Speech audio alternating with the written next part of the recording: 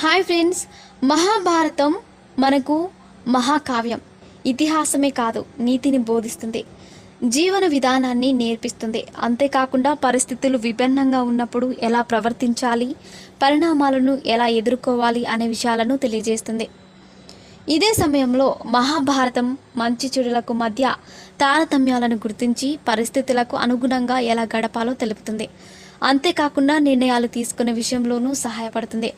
మహాభారతం అంటే కేవలం యుద్ధాలు, పోరాట కథలే కాకుండా మధురమైన ప్రేమ కథలు ఎన్నో ఉన్నాయి.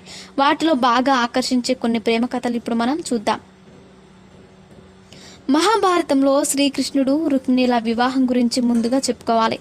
ఎందుకంటే ఇక్కడ వాసుదేవుడు రుక్మిణీదేవిని తీసుకెళ్లి వివాహం చేసుకుంటాడు. విదర్భ మహారాజు భీష్ముకుడి కుమార్తె రుక్మిణి.